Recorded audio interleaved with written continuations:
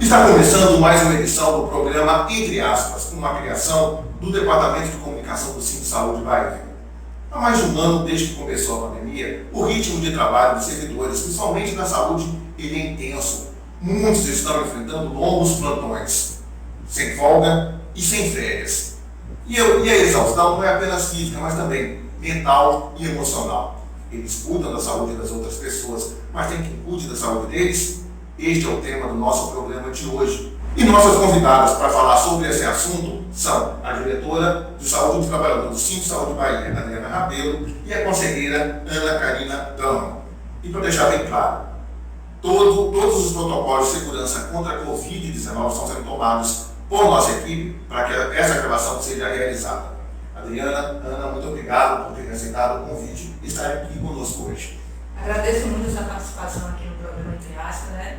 Esse tema é um tema muito importante para todos nós trabalhadores da saúde e, assim, foi muito inteligente chamar a gente para falar sobre isso, porque todo trabalhador e a gestão precisa discutir isso, né? Tocar nessa ferida, falar sobre isso. Ana? Igualmente, Adriana, me sinto honrada, né, de estar aqui nesse momento no programa, porque é um tema de extrema relevância e nós podemos discutir um pouquinho, né, nesse momento aqui no Entre Aspas. E Adriana, eu começo justamente com você.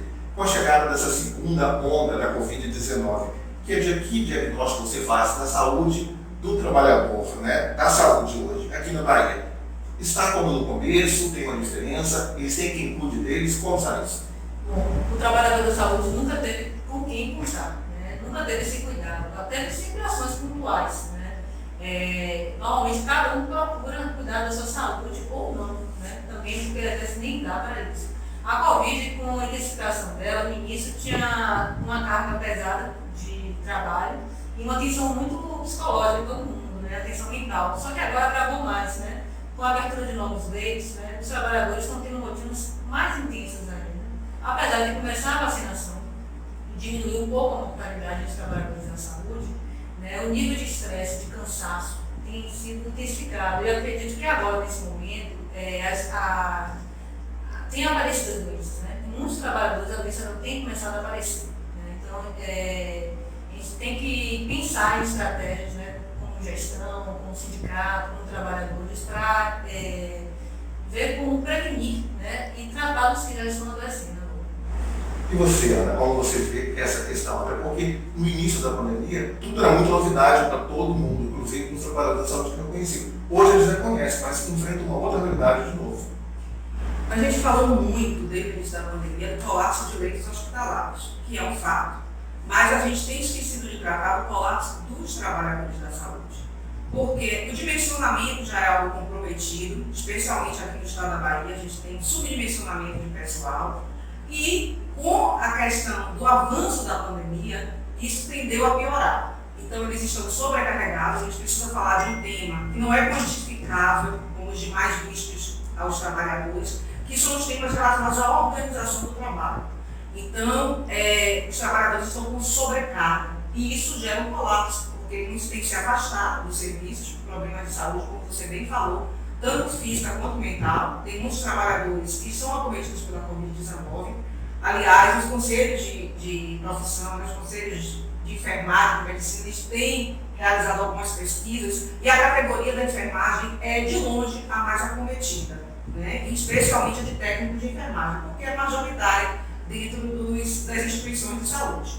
Então, já se sabe que esses trabalhadores já são acometidos pela Covid, mas para além da Covid tem um adoecimento mental. Então, a sobrecarga de trabalho, ela traz um risco muito grande para o adoecimento mental, diante do desconhecido, diante do sofrimento, né? Principalmente para aqueles que trabalham em setores fechados, como as UTIs, né? Especialmente as UTIs dedicadas, as UTIs Covid, eles vivenciam a morte de várias pessoas muito rapidamente, um número muito grande. Então, é preciso falar da saúde do trabalhador e do adoecimento dessa categoria que está no mais alto risco de adoecimento pela Covid-19 de mais doenças. Me corrijam se eu estiver errado. Além de todo esse processo que eles enfrentam, né, de saúde, tem um medo também, porque eles podem levar a doença para dentro de casa. Né? Na posição de vocês, o que deve ser mudado, né, para que menos profissionais fiquem doentes, e eles ficando doentes não sobrecarreguem os demais que estão aí, porque tem gente que isso dá praticamente uma exaustão. O que vocês acham que pode mudar para que o quadro seja diferente? O problema é que hoje toda a carga de estrutura da Covid está para o trabalhador. A alternativa a se pensar é antes do trabalhador chegar, ou antes do paciente chegar no hospital, tentar prevenir, coisa que a gente não fez no momento da Covid. A gente nunca trabalhou com a prevenção de fato. Não teve nenhuma cidade, metrópole, que fizesse um lockdown de verdade, né?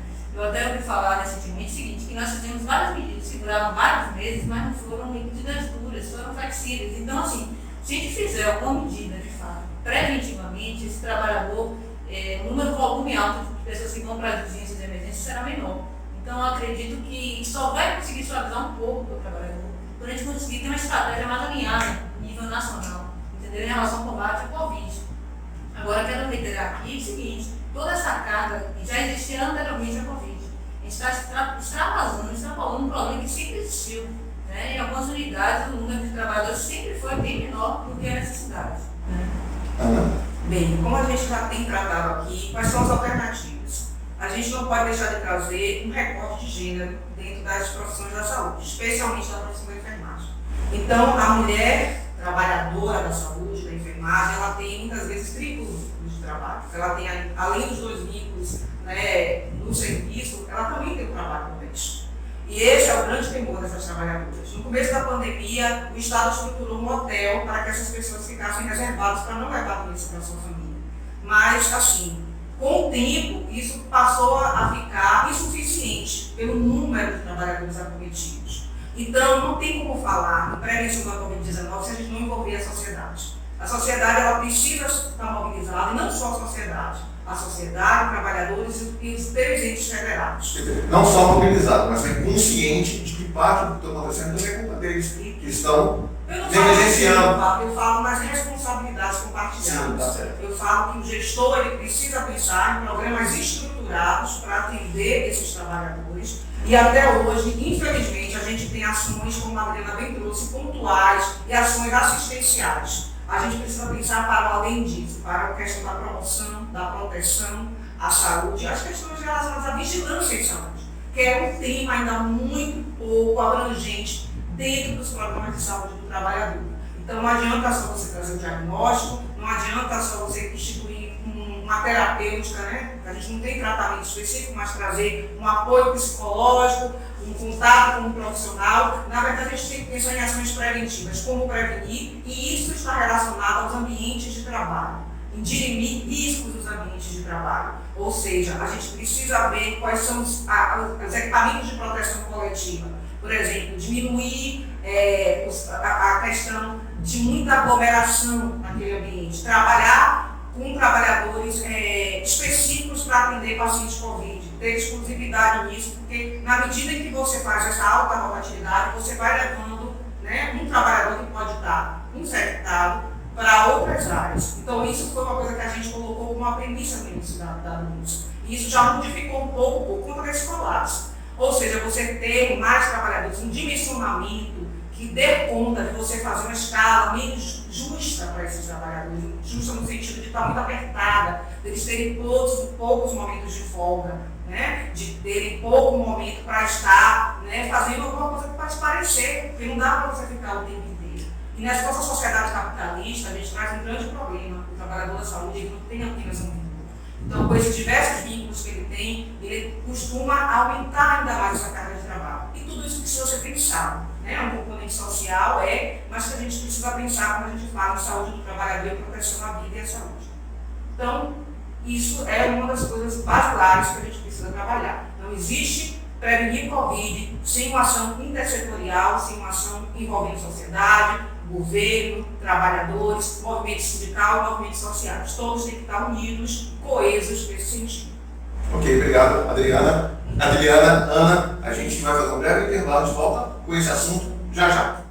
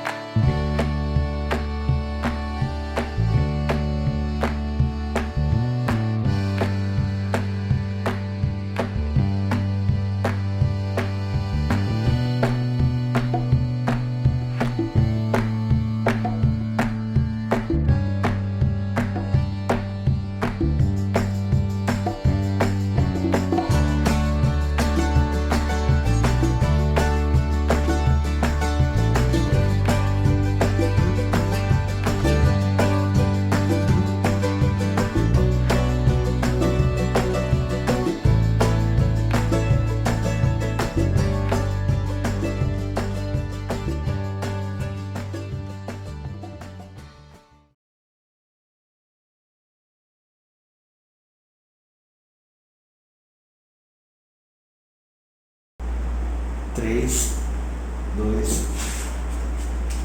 O Entre Aspas está de volta, hoje com o tema Saúde do Trabalhador. E as nossas convidadas são Ana Rabelo, diretora de Saúde do Trabalhador, assim, Saúde Bahia, e a conselheira Ana Karina Dano. A gente falou muito no primeiro bloco sobre a questão de medo, né, o cansaço físico, a exaustão emocional e mental. Esses trabalhadores de saúde, eles estão tendo algum tipo de acompanhamento psicológico para que diminua essa tensão deles, eles não levem essa tensão e esse medo para casa? Não. O trabalhador da saúde hoje, se ele for concursado, né, tem um programa chamado País, né, que tem algumas coisas bem assim, limitadas em relação ao atendimento. Então, se o trabalhador estiver muito com a saúde agravada, pode até ter acesso a um psicólogo, mas assim, a busca dele vai ser uma busca individual, não tem uma busca institucional, não tem dentro de cada unidade, né, seja hospitalar, unidade de saúde, para todos os trabalhadores, não existe esse acesso, né, ao acesso ao atendimento, ao acesso a pensar naquele ambiente como um potencial risco para ele. Não existe. O que poderia ser feito para que isso fosse operado, fosse mudado, eles tivessem esse acolhimento e se sentissem, vamos dizer assim, mais fortes? Na verdade, o que está faltando é o Estado ter uma política de saúde do trabalhador do SUS. A gente não tem. E as pessoas precisam entender que, por exemplo, a gente que atua com a política estadual de saúde do trabalhador, que é o meu caso da Adriana, isso está relacionado a todos os trabalhadores. Mas cada setor, ele precisa agregar a sua saúde ocupacional, né? Cada empresa tem a sua saúde ocupacional. E no Estado, como não somos regidos, por exemplo, pela CLT, né? A gente não tem, por exemplo, um SESB, um serviço médico e de segurança à saúde. Mas é preciso ter essa política que institua, na verdade, ações para proteger a saúde do trabalhador do SUS no Estado da Bahia. E esses programas, PAIS, ou os próprios CIAs assistenciais, eles são iniciativas louváveis, sim, mas que não contemplam, como a Adriana bem falou, algo mais amplo, algo que dê um direcionamento, que atue com indicadores de saúde do trabalhador. Nós precisamos saber qual é esse perfil de adoecimento do trabalhador da saúde e que a gente sabe, muitas vezes, por iniciativa de instituições como movimentos sociais, de pesquisas, de conselhos de classe, de academias, né, de instituições acadêmicas, a gente precisa que o governo do Estado ele se antecipe no sentido de criar essa política. E é isso que nós estamos aguardando, principalmente no contexto de uma crise sanitária como essa. Então a gente pode dizer que o governo do Estado estaria sendo negligente nessa questão com a saúde, principalmente dos trabalhadores da saúde? Nós podemos dizer que precisa pensar nisso com mais seriedade, porque, na verdade, existem iniciativas pontuais, mas que ainda não dão conta. É preciso parar e analisar. Hoje a gente tem produzido muitos boletins falando o número de adoecimentos de trabalhadores da saúde, mas o que vamos fazer com esses dados? O que está sendo pensado para diminuir esses números?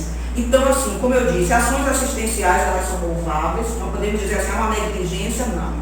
Houveram ações, né, de formas assim pontuais, mas o que eu falo é de uma política. Quando eu falo de política, é algo que transversaliza, é algo que vem e se institucionaliza para ficar. Porque essa é uma crise sanitária, nós vamos ter várias outras situações de epidemias, de surtos, que precisam ter uma política que abranja. É isso que nós estamos tratando nesse momento, de se ter uma política, algo integral, algo que dê para todos os trabalhadores que estejam em Salvador ou nos 416 outros municípios do Estado da Bahia. Diante de todo esse cenário que vocês já mostraram aqui no programa Entre Aspas, a gente vê também, percebe que o número de trabalhadores de saúde hoje ele é insuficiente para a demanda, para a situação atual. A falta de concurso, né, o número de servidores aposentando cada vez, né, sempre tem servidores aposentando, isso também tem influenciado no dia a dia, na saúde desses trabalhadores? Com certeza, Vladimir. Assim, existe trabalhador, né? Tem muita faculdade, tem muita gente se formando, se capacitando, existe o trabalhador, né? Isso a gente não pode não comentar, existe. Agora, dentro da unidade da instituição pública, né, seja do Estado, do município, o que acontece? Principalmente agora com a reforma trabalhista, então há diversos vínculos que existem, né, cooperativas e tal, e assim, eles já fazem um subdimensionamento, porque assim, até para ter o lucro, né, se for cooperativa, por exemplo. Então, não atende a demanda daquela unidade. Então, o concurso público seria o mais apropriado, porque independente da gestão que venha, né, o pensar a saúde, ele fica Estado, uma política séria. E aproveitando esse momento da pandemia, pensar no SUS de verdade, né? Então, pensar nessa equipe que fique para além das pandemias, né? Pensando no trabalhador também. O que acontece é que hoje a gente tem diversas subcontratações. Às vezes, uma mesma instituição hospitalar do Estado, você tem diversos vínculos, né? Diversas instituições que estão terceirizando a mão de obra.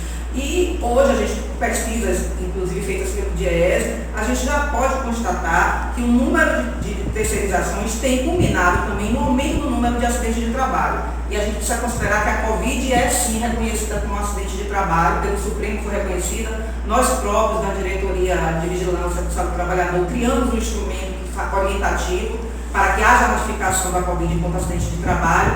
Então é preciso pensar que, de fato, essas múltiplas contratações, elas acabam precarizando o serviço, né? E a precarização do serviço implica em maior adoecimento dessa população trabalhadora. Então, a gente, de fato, parece que esqueceu um pouco da Constituição, com a aprovação da lei da terceirização, a reforma trabalhista e a possível reforma administrativa que está vindo por aí. Nós, trabalhadores, especialmente trabalhadores estatutários, servidores, temos tido perdas substanciais. Por isso que a gente conclama, enquanto sindicalistas, para que a população trabalhadora, especialmente dos servidores de saúde do Estado da Bahia, entenda que o sindicato ele não é feito somente pelos dirigentes sindicais que aqui estão. Ele precisa da contribuição dessa população trabalhadora. Então eu convido você a se sindicalizar e a atuar junto com o seu sindicato para a melhoria da sua categoria. Foi dado o recado para você que nos assiste. Entre aspas, para mais um breve intervalo, a gente volta já.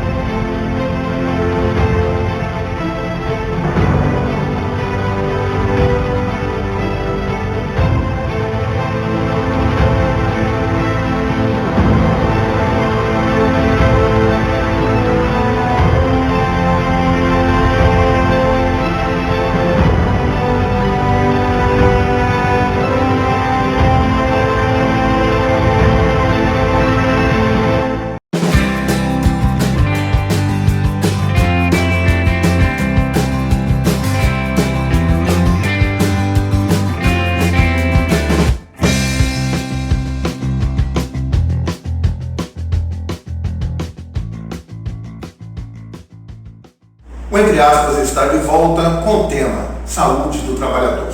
E as minhas entrevistadas, minhas convidadas, são a Adriana Rabelo, diretora de Saúde do Trabalhador do Centro de Saúde Bahia, e a conselheira Ana Karina Dunham. A gente falou aqui em segurança, né? Eu pergunto a você, Adriana, os EPIs, né, que os trabalhadores de saúde usam hoje, são os adequados? Bom, os EPIs, eles variam muito de cada local, instituição. Houve uma queda na qualidade agora, né? A gente percebe por tanta variedade que tem de EPI, então pela questão de licitação de preço, então houve uma queda que a gente percebe, né, na qualidade. No início da pandemia, alguns setores, alguns lugares, a gente comentando com alguns profissionais, a gente percebeu que tinha protocolos melhores dentro das unidades, né? E alguns EPIs também melhores, de acesso para todos, então, como a N95, entendeu? A máscara N95. Então, agora, há um certo relacionamento, tanto da parte da gestão, como também de alguns profissionais, por causa da vacinação. E também por estar já acostumado com a Covid, com a doença, entendeu? Então, assim, o EPI, isso vai variar muito de instituição, de... Mas a gente pode dizer que, com os que existem hoje, estão seguros? Com a Covid, na verdade, eu acho que fica para além do EPI, né? Como a Ana já falou, não é o EPI que protege, né? Tem também umas medidas de proteções coletivas que protegem a todos, entendeu? Dentro de unidades, alguns protocolos. Por exemplo, se um trabalhador está com muitas horas de trabalho seguida, ele provavelmente tende a ter um risco maior. Ele, em algum momento, ele vai relaxar, entendeu? Ele tem um risco de se acidentar dentro daquele processo de trabalho, não só com Covid, né? Então, não é só o EPI é importante, mas o EPC, que é a medida de proteções coletivas, eles são mais importantes e, normalmente, são pouco implementadas nas unidades. E, Ana, começaram a ser feitas fiscalizações nas unidades de saúde. Você já esteve em algumas. Como está essa situação, questão de segurança, que a gente falou de EPIs nessas unidades? Pois é, nós temos mais de 70 unidades aqui, entre o município de Salvador e algumas no interior do estado, especialmente na região metropolitana. Hoje o Centro de Saúde Bahia integra um comitê que foi criado, um comitê de enfermagem para o enfrentamento da pandemia na Bahia. E, enquanto integrante desse comitê, ele tem atuado, né, e eu tenho sido uma dessas pessoas, junto com a Ivanilda, que está fazendo as fiscalizações nos ambientes de trabalho. E o que a gente tem verificado é justamente o que a Adriana traz. No começo da pandemia, a gente fazia muito mais um trabalho educativo pela própria novidade da doença, né? Era algo ainda que nos suscitava várias dúvidas. Mas hoje não cabe mais esse movimento educativo. A gente hoje precisa cobrar das instituições que têm a EPI de maior qualidade, porque no início da pandemia a gente tinha dificuldade na quantidade, na oferta, né? Até porque o Brasil não é o suficiente na produção desses equipamentos. Então nós precisávamos muito, às vezes, importados. Então a gente tinha essa dificuldade, o custo era muito elevado, mas hoje isso já modificou um pouco. E a gente vê um certo relaxamento no sentido de avaliar as características desses EPIs e a fala dos trabalhadores. Porque são os trabalhadores que usam, eles são as pessoas mais competentes no sentido de dizer, olha, esse EPI é adequado ergonomicamente para o rosto, para se adequar à minha face. Não é toda máscara, você não pode ter só uma modalidade, por exemplo, de uma máscara do tipo PFF2 ou N95, porque nós temos conformações anatômicas distintas. E isso precisa ser levado em consideração, isso é porque a gente traz o conceito de ergonomia, e que muitas vezes não é avaliado pelo empregador ou pelo gestor. Então é preciso ouvir o trabalhador, é preciso que a fala do trabalhador seja valorizada no sentido de colocar a qualidade, por exemplo, dos EPIs. Considerando, entretanto, que equipamento de proteção individual não é a medida número 1. Nós precisamos pensar nas medidas de proteção coletiva, como, por exemplo, essa exaustão. A gente tem visto em algumas fiscalizações profissionais que estão dando plantão de 24 e até 48 horas. E isso é inconcebível. Não tem um ser humano que possa ficar 48 horas em alerta. E essa é uma condição do Estado da Bahia nas fiscalizações que a gente faz por conta desse subdimensionamento. Mais uma vez tratamos disso aqui. É preciso pensar, e a maioria deles são o quê? São trabalhadores subcontratados. Então, que se submetem a esse tipo de escala de trabalho, que é uma escala extenuante, é uma escala que propicia o acontecimento de acidentes, porque o trabalhador não vai ter como dar conta de uma carga de trabalho por 48 horas seguidas. Isso é inconcebível. E é isso que a gente fiscaliza, para além daquilo que eu trouxe no início do programa, dos riscos quantificados. Aqui tem mais ruído, aqui tem mais calor. Isso a gente quantifica com a parede, quantifica com a percepção, mas os riscos que não são quantificados, que estão relacionados aos processos de trabalho e às organizações de trabalho, esses precisam ter mais responsabilidade dos gestores, precisam olhar mais para isso. Olha, entre aspas, essa edição do Entre aspas está chegando no final, né? Eu queria que você, Adriana, Ana, deixasse um recado, né, para quem nos assiste.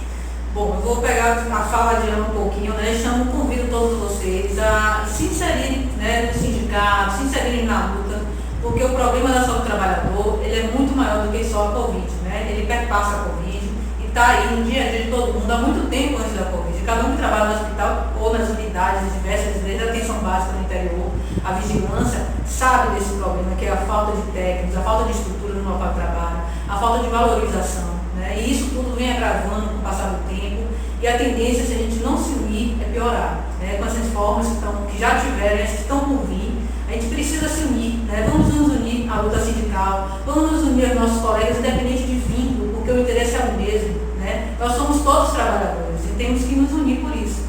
A gente não pode se fragmentar, né? Eu sou enfermeira, eu sou médico, a gente trabalha no mesmo ambiente, a gente tem que se unir como categoria para poder buscar condições melhores, né?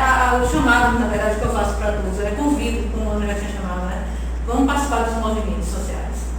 O que eu digo ao trabalhador é que ele não se intimide, que ele continue a denunciar. Nós temos os canais aqui do sindicato, né, para que eles denunciem condições irregulares no seu ambiente de trabalho.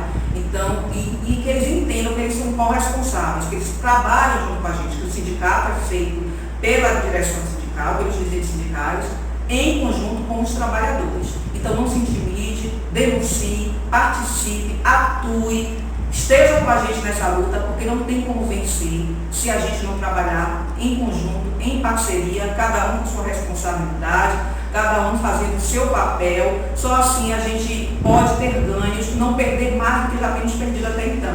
Nós temos que entender que a política de saúde do trabalhador, que, aliás, a saúde do trabalhador, ela foi inserida na Constituição Cidadã de 88 por conta dos movimentos sociais. Então não podemos perder de vista que o controle social, que o movimento social é a nossa grande arma para esse mundo capitalista que só sujeita o trabalhador e só tem trazido perdas à categoria. Então eu peço a vocês que continuem na luta.